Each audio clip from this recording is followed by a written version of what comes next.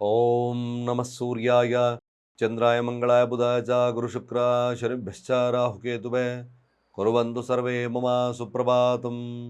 ಶ್ರೀ ಗುರುಭ್ಯೋ ನಮಃ ಹರಃ ಓಂ. ಸಮಸ್ತ ತುಳಸಿ ವೀಕ್ಷಕರಿಗೆ ಶಿವಸ್ವಾಮಿ ಗುರುಜಿಯ ಅನಂತ ನಮಸ್ಕಾರಗಳು. ಸ್ನೇಹಿತರೆ, ನಮಗೆಲ್ಲರೂ ಕೂಡ ಸೋಮವಾರದ ಶುಭೋದಯ.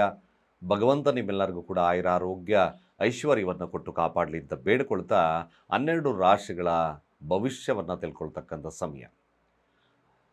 ಹಾಗೂ ಪ್ರತಿಯೊಂದು ಎಪಿಸೋಡಲ್ಲೂ ನಾನು ಕೊಡ್ತಕ್ಕಂಥ ಕೊನೆಯ ಭಾಗದ ಮಾಹಿತಿ ಇವತ್ತಿನ ದಿನ ಸ್ತ್ರೀಯರಲ್ಲಿ ಆರೋಗ್ಯ, ಹಾಗೆ ಮನೆಯಲ್ಲಿ ನಕಾರಾತ್ಮಕವಾಗಿರ್ತಕ್ಕಂಥ ಶಕ್ತಿ, ಹಣಕಾಸಿನ ವಿಚಾರದಲ್ಲಿ ಶುಭತ್ವ ಆಗಬೇಕು, ಯಾವಾಗಲೂ ಕೂಡ ಆ ಮನೆಯಲ್ಲಿ ಒಂದು ಭಾಗ್ಯ ಇರಬೇಕು ಅಂತಕ್ಕಂಥದ್ದು, ಲಕ್ಷ್ಮಿಯ ನೆಲೆ ಆಗಬೇಕು ಅಂದರೆ ಕೇವಲ ಅಡುಗೆ ಮನೆಯಲ್ಲಿ ಸ್ತ್ರೀಯರು ಮಾಡ್ತಕ್ಕಂಥ ಏಕೈಕ ಕೆಲಸವನ್ನು ತಿಳಿಸ್ತೇನೆ.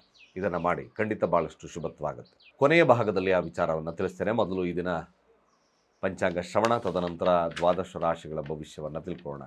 ಸೋಮವಾರ ಈ ದಿನ ಷಷ್ಠಿ ತಿಥಿ, ಕೃಷ್ಣಪಕ್ಷ, ಅರ್ಶನ ಯೋಗ ಇರ್ತಕ್ಕಂಥ ಸಮಯ, ವಿಷ್ಟಿ ಹಾಗೆ ಭವಕರಣ ಇರ್ತಕ್ಕಂಥದ್ದು. ಚಂದ್ರ ವಿಶಾಖ ನಕ್ಷತ್ರ ತುಲಾ ರಾಶಿಯಲ್ಲಿ 9 ಗಂಟೆ 28 ನಿಮಿಷದವರೆಗೂ ಇದ್ದು ತದನಂತರ ವೃಶ್ಚಿಕ ರಾಶಿಗೆ ಪ್ರವೇಶವನ್ನು ಮಾಡ್ತದೆ.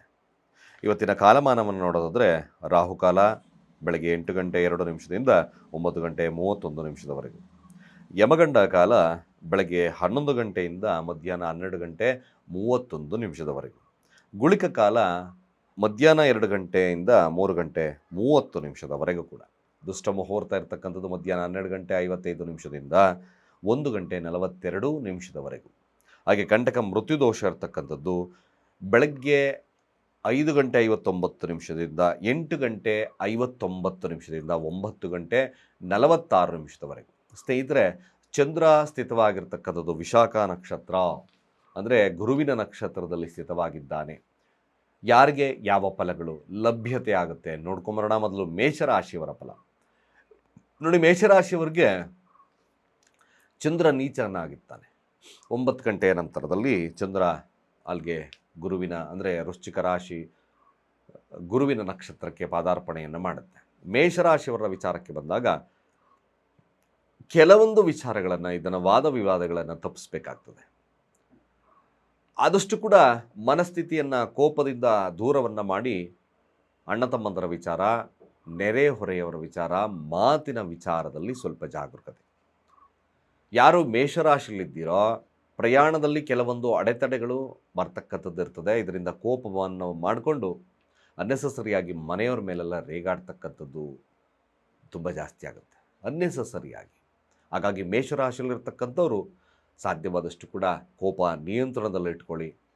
ನಿಮ್ಮ ಕಾರ್ಯಗಳಿಗೆ ಶುಭವಾಗಬೇಕು ಅಂದರೆ ಸ್ನಾನ ಮಾಡ್ತಕ್ಕಂಥ ನೀರಿಗೆ ಶುದ್ಧ ಅರಿಶಿಣವನ್ನು ಹಾಕಿ ಸ್ನಾನವನ್ನು ಮಾಡಿ, ರಾಯರ ಸನ್ನಿಧಾನವನ್ನು ಒಂದು ಸತಿ ಭೇಟಿ ಮಾಡಿ, ಶುದ್ಧ ಮನಸ್ಸಿನಿಂದ ನೀವು ಈ ದಿನ ನಿಮ್ಮ ಕಾರ್ಯಗಳನ್ನು ಮಾಡ್ತಕ್ಕಂಥದ್ದು ಭಾಳ ಮುಖ್ಯ ಆಗುತ್ತೆ. ವಿದ್ಯಾರ್ಥಿಗಳಿಗೆ ಸ್ವಲ್ಪ ಹಿನ್ನಡೆ ಇರತಕ್ಕಂಥ ದಿನವಾಗ್ತದೆ. ಹಾಗೆ ವೃಷಭ ರಾಶಿಯವರ ಈ ದಿನದ ಫಲಾಫಲ ಹೇಗಿರ್ತಕ್ಕಂಥದ್ದು? ವೃಷಭ ರಾಶಿಯವರಿಗೆ ಸಹಿತವಾಗಿ ದಾಂಪತ್ಯದ, ವ್ಯಾವಹಾರಿಕವಾಗಿ ಇವೆಲ್ಲ ವಿಚಾರದಲ್ಲಿ ಸ್ವಲ್ಪ ಲಾಭವನ್ನು ನೋಡ್ತೀರಿ. ಹಾಗೆ ಸಣ್ಣ ಪುಟ್ಟ ಸಮಸ್ಯೆಗಳು ದಾಂಪತ್ಯದಲ್ಲಿ ಬರ್ತದೆ ಮತ್ತು ಉಪಶಮನವಾಗ್ತಕ್ಕಂಥಿರ್ತದೆ. ಖಂಡಿತವಾಗಿ ಒಂದು ಕೊನೆಯ ಭಾಗದಲ್ಲಿ ನಾವು ನೋಡೋದಾದರೆ ಲಾಭವಾಗಿ ಪರಿಣಾಮವಾಗ್ತಕ್ಕಂಥದ್ದು ವೃಷಭ ರಾಶಿಯವರಿಗಿದೆ. ಇದು ಸ್ವಲ್ಪ ನಿಧಾನವಾಗ್ಬೋದು. ವೃಷಭ ರಾಶಿಯಲ್ಲಿರ್ತಕ್ಕಂಥವರು ಸಹಿತವಾಗಿ ರಾಯರ ಅನುಗ್ರಹವನ್ನು ಬೇಡಿದ್ದೆ ಆದಲ್ಲಿ ಖಂಡಿತವಾಗಿ ತಮ್ಮ ಕಾರ್ಯಗಳಲ್ಲಿ ಜಯವನ್ನು ಸಾಧಿಸ್ತಕ್ಕಂಥದ್ದು ಮ್ಯಾಕ್ಸಿಮಮ್ ಸತ್ಯ. ಹಾಗೂ ವೃಷಭ ರಾಶಿಯಲ್ಲಿರ್ತಕ್ಕಂಥವರು ಸಹಿತವಾಗಿ ಹಣಕಾಸು ವಹಿವಾಟುಗಳ ಮೇಲೆ ಹೆಚ್ಚಿನ ಒಂದು ಮಹತ್ವವನ್ನು ಕೊಡ್ತಕ್ಕಂಥ ದಿನ. ಖಂಡಿತ ಶುಭತ್ವ ಇದೆ, ಒಳ್ಳೆಯದಾಗಲಿ. ಮಿಥುನ ರಾಶಿಯವರು ಈ ದಿನದ ಫಲಾಫಲ ಹೇಗಿರ್ತಕ್ಕಂಥದ್ದು ನೋಡಿ. ತಮ್ಮ ಕೋಪವನ್ನು ನಿಯಂತ್ರಣದಲ್ಲಿ ಮಾಡ್ಕೊಳ್ಳದಿದ್ದರೆ ದಾಂಪತ್ಯದಲ್ಲಿ ಖಂಡಿತವಾಗಿ ವಿರಸ ಬರುತ್ತೆ. ನಿಮ್ಮ ಕೋಪದಿಂದ ನಾನು ಹೇಳಿದಾಗೆ ಕೇಳಬೇಕು ಅಂತಕ್ಕಂಥ ವಾದ ವಿವಾದಗಳಿಂದ ಸ್ವಲ್ಪ ಮಟ್ಟಿಗೆ ನಿಮಗೆ ಸಮಸ್ಯೆ ಆಗುತ್ತೆ. ಇದರಿಂದ ಕೋಪದಿಂದ ಅನರ್ಥಗಳನ್ನು, ಹಣಕಾಸುಗಳನ್ನು ಫ್ಯಾಮಿಲಿಯಲ್ಲಿ ಖಂಡಿತವಾಗಿ ಸ್ವಲ್ಪ ಸಮಸ್ಯೆ ಜಾಸ್ತಿ ಆಗ್ತಕ್ಕಂಥ ವಿಚಾರ. ಯಾರು ಮಿಥುನ ರಾಶಿಯಲ್ಲಿದ್ದೀರೋ ಸಮಾಧಾನದ ವರ್ತನೆ, ಶಿವನಿಗೆ ಕ್ಷೀರಾಭಿಷೇಕವನ್ನು ಮಾಡಿಸಿ ಓಂ ಸೋಂ ಸೋಮಾಯ ನಮಃ ಮಂತ್ರವನ್ನು ಪಠನೆ ಮಾಡಿ, ಸ್ವಲ್ಪ ಶುಭತ್ವಾಗುತ್ತೆ.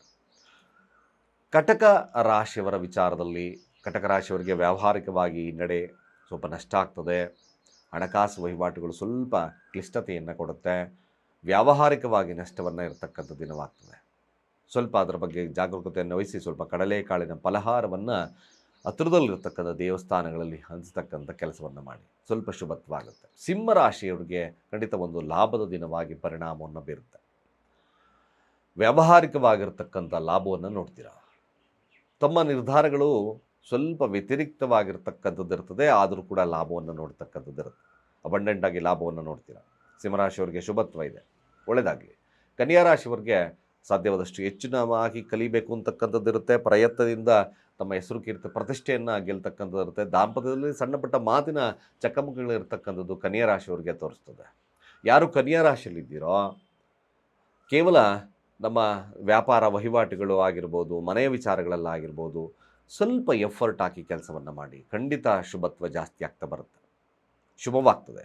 ಬಟ್ ಕೋಪವನ್ನು ನಿಯಂತ್ರಣದಲ್ಲಿಟ್ಕೊಳ್ಳಿ. ಅದರಿಂದ ನಿಮಗೆ ನಿಮ್ಮ ಹೆಸರು ಕೀರ್ತಿ ಪ್ರತಿಷ್ಠೆ ಲಭ್ಯವಾಗ್ತಕ್ಕಂಥದ್ದು ಈ ಒಂದು ಕನ್ಯಾ ರಾಶಿಯವರಿಗೆ ಲಭ್ಯತೆ ಇದೆ. ವಿದ್ಯಾರ್ಥಿಗಳಿಗೆ ಶುಭತ್ವ ಇರತಕ್ಕಂಥ ದಿನ. ತುಲಾ ರಾಶಿಯವರ ಈ ದಿನದ ಫಲಾಫಲ ಹೇಗಿರ್ತಕ್ಕಂಥದ್ದು ನೋಡಿ. ತುಲಾ ರಾಶಿಯವರು ಎಗೈನ್ ಸೋಂಬೇರಿತನ, ನಿರ್ಧಾರಗಳು, ಹಣಕಾಸು ಅಥವಾ ನಿಮ್ಮ ಕೆಲಸ ಕಾರ್ಯಗಳಲ್ಲಿ ಸ್ವಲ್ಪ ವಿಳಂಬತೆಯನ್ನೇ ತೋರಿಸ್ತದೆ. ಆ ವಿಳಂಬವನ್ನು ದೂರ ಮಾಡಲಿಕ್ಕೋಸ್ಕರ ಸ್ವಲ್ಪ ಮಟ್ಟಿಗೆ ನೀವು ಮಾಡ್ತಕ್ಕಂಥದ್ದು, ಸ್ನಾನ ಮಾಡ್ತಕ್ಕಂಥ ನೀರಿಗೆ ಶುದ್ಧ ಕುಂಕುಮವನ್ನು, ಶುದ್ಧ ಅರಿಶಿಣವನ್ನು ಹಾಕಿ ಸ್ನಾನವನ್ನು ಮಾಡಿ. ರಾತ್ರಿ ಮಲಗುವಾಗ ಅಂಗಾಲಿಗೆ ಕೊಬ್ಬರಿ ಎಣ್ಣೆಯನ್ನು ತಿಕ್ಕೊಳ್ಳಿ. ತುಲಾರಾಶಿಯವರು ಸೋಂಬೇರಿತನವನ್ನು ಮಾಡಿದ್ರೆ ಯಾವುದೇ ಕೆಟಗರಿ, ಯಾವುದೇ ಕ್ಷೇತ್ರ ಫಲದಲ್ಲಿ ತರ್ತಕ್ಕಂಥವ್ರಿಗೂ ಕೂಡ ಸ್ವಲ್ಪ ನಿಧಾನ, ಮಂದಗತಿ ಆಗ್ತದೆ. ಕೆಲಸದಲ್ಲೂ ಕೂಡ ಹಿನ್ನಡೆ ಇರತಕ್ಕಂಥ ಸನ್ನಿವೇಶಗಳು ಬರುತ್ತೆ. ಫ್ಲಕ್ಚುಯೇಟಿಂಗ್ ಆಗ್ತದೆ ಯಾವುದೇ ಕೆಲಸಗಳು ಕೂಡ. ಸಾಧ್ಯವಾದಷ್ಟು ಕೂಡ ನೀವು ಶಿವನ ಆರಾಧನೆ ಸ್ವಲ್ಪ ಮಟ್ಟಿಗೆ ಶುಭತ್ವ. ವೃಶ್ಚಿಕ ರಾಶಿಯವರಿಗೆ ಗೊಂದಲದ ವಾತಾವರಣವಿದ್ದು ಹಣಕಾಸು ವಹಿವಾಟುಗಳಲ್ಲಿ ಸ್ವಲ್ಪ ಹಿನ್ನಡೆ ಸಾಧಿಸ್ತಕ್ಕಂಥದ್ದು ಇರ್ತದೆ. ಕನ್ಫ್ಯೂಷನ್ ನೇಚರ್ ಜಾಸ್ತಿ ಆಗಿಬಿಡ್ತದೆ. ಕೋಪದಿಂದ ಕೆಲವೊಂದು ಅನರ್ಥಗಳನ್ನು ಮಾಡ್ತಕ್ಕಂಥದ್ದು ವೃಶ್ಚಿಕ ರಾಶಿಯವರಿಗೆ ತೋರಿಸುತ್ತೆ.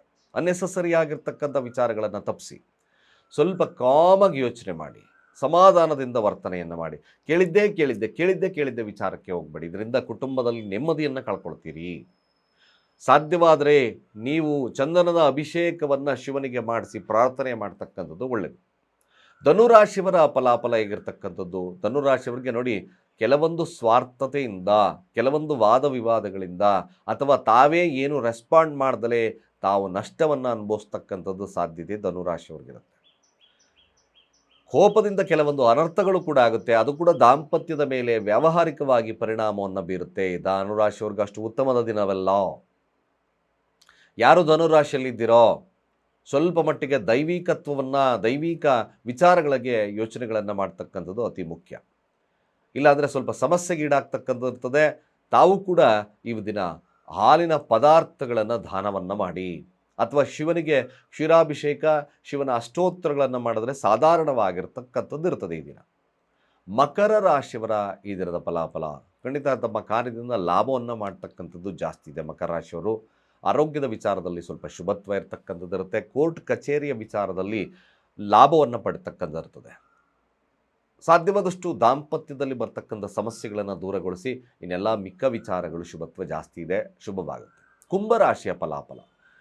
ಕುಂಭರಾಶಿಯವರಿಗೆ ಆಧ್ಯಾತ್ಮಿಕವಾಗಿರ್ತಕ್ಕಂಥ ಆಲೋಚನೆಗಳು, ಹಾಗೆ ತಮ್ಮ ಹೆಸರು ಕೀರ್ತಿ ಪ್ರತಿಷ್ಠೆಯಲ್ಲಿ ಗೆಲುವು ಕಾಣಬೇಕು, ಇವೆಲ್ಲ ವಿಚಾರಗಳಲ್ಲಿ ಸ್ವಲ್ಪ ಶುಭತ್ವವಿದೆ. ಹಾಗೆ ಮಕ್ಕಳ ವಿಚಾರದಲ್ಲಿ ಸ್ವಲ್ಪ ಸಹಕಾರ ಸಿಗ್ತಕ್ಕಂಥದ್ದು ಕೂಡ ಇದೆ. ಮಕ್ಕಳಿಂದ ಹೆಸರು ಕೀರ್ತಿ ಪ್ರತಿಷ್ಠೆ ಲಭ್ಯವಾಗ್ತಕ್ಕಂಥದ್ದು ಕುಂಭರಾಶಿಯವ್ರಿಗಿದೆ. ಜಾಣ್ಮೆಯಿಂದ ಕೆಲಸ, ದೈವಿಕವಾಗಿರ್ತಕ್ಕಂಥ ಕೆಲಸ, ಸ್ನೇಹಿತರಿಂದ ಶುಭತ್ವ ಆಗ್ತಕ್ಕಂಥದ್ದು ಎಲ್ಲ ಇದನ್ನು ಕುಂಭರಾಶಿಯವರಿಗೆ ಲಭ್ಯತೆ ಇದೆ, ಶುಭವಾಗಲಿ. ಮೀನರಾಶಿಯ ಫಲಾಫಲ ಆಗಿರ್ತಕ್ಕಂಥದ್ದು ಕೇವಲ ನೋಡಿ, ಈ ದಿನ ಹೆಚ್ಚಿನ ಮಹತ್ವವನ್ನು ಕುಟುಂಬ, ಮನೆಗೋಸ್ಕರ ಮೀಸಲಾಗಿರ್ತಕ್ಕಂಥ ದಿನ. ಪ್ರಯಾಣಗಳು ಇದ್ದಕ್ಕಿದ್ದಾಗೆ ಬರಬಹುದು, ಆದರೆ ಸ್ವಲ್ಪ ಮನಸ್ಥಿತಿನೇ ಸರಿ ಇಲ್ಲದಲೇ ಇರ್ತಕ್ಕಂಥ ಸನ್ನಿವೇಶಗಳು ಕೂಡ ಬರ್ತದೆ. ಕೆಲವೊಂದು ವಿಚಾರಗಳು ನಿಮಗೆ ಶುಭತ್ವ, ಮೃಷ್ಟಾನ್ನ ಭೋಜನವನ್ನು ಸವಿತಕ್ಕಂಥದ್ದು ಅಥವಾ ಮನೆಯಲ್ಲೇ ಆರಾಮಾಗಿ ಕಳಿಬೇಕು ಅಂತಕ್ಕಂಥ ಮನೋಭಾವತೆ ಇರುತ್ತೆ. ಆ ವ್ಯಾಪಾರ ವಹಿವಾಟುಗಳು ಸ್ವಲ್ಪ ಸಾಧಾರಣವಾಗಿ ನಡೀತಕ್ಕಂಥದ್ದು ಇರ್ತದೆ. ವಿದ್ಯಾರ್ಥಿಗಳಿಗೆ ಒಂದಷ್ಟು ಶುಭತ್ವ ಇರತಕ್ಕಂಥ ದಿನವಾಗ್ತದೆ. ಇಷ್ಟು ದ್ವಾದಶ ರಾಶಿಗಳ ಫಲಾನುಫಲಗಳು. ಸ್ನೇಹಿತರೆ, ಮುಖ್ಯವಾಗಿ ನೋಡಿ, ಸ್ತ್ರೀಯರಾಗಿರ್ತಕ್ಕಂಥವ್ರು ಸೋಮವಾರ ಅಥವಾ ಶುಕ್ರವಾರ ಆದರೂ ಮಾಡ್ಬೋದು. ಕೇವಲ ನೀವು ಶುದ್ಧ ಕುಂಕುಮವನ್ನು ಗಂಗಾಜಲದಲ್ಲಿ ಕಲಸ್ಕೊಳ್ಳಿ, ಅಥವಾ ಮನೆಯಲ್ಲಿ ಶುಭ್ರವಾಗಿರ್ತಕ್ಕಂಥ ನೀರಿದ್ರೂ ಆಯಿತು, ಕಲಸ್ಕೊಂಡು ಚೆನ್ನಾಗಿ ಹಂಗೆ ಎಲ್ಲ ಒಂದು ಪ್ಲೇಟೆಲ್ಲ ಕಲಸ್ಕೊಂಡು ಈ ಬೆರಳಿನಿಂದ ನಿಮ್ಮ ಮನೆಯ ಅಡುಗೆಯ ಕೋಣೆಯ ಪೂರ್ವ ಭಾಗಕ್ಕೆ ಆ ಅಡುಗೆ ಮಾಡ್ತಕ್ಕಂಥ ಸ್ವಲ್ಪ ಇನ್ನೇನು ಅಡುಗೆ ಮಾಡ್ತೀರಾ ಈ ಒಂದು ಸಣ್ಣ ಮೇಲೆ ಅಥವಾ ಅದಕ್ಕಿಂತ ಸಣ್ಣ ಪುಟ್ಟ ಮೇಲೆ ಆಗಿರ್ಬೋದು, ಆ ಒಂದು ಎದುರುಗಡೆ ಪೂರ್ವದ ಗೋಡೆಗೆ ನೀವೇನು ಸ್ವಸ್ತಿಕ್ಕನ್ನು ಬರೀರಿ.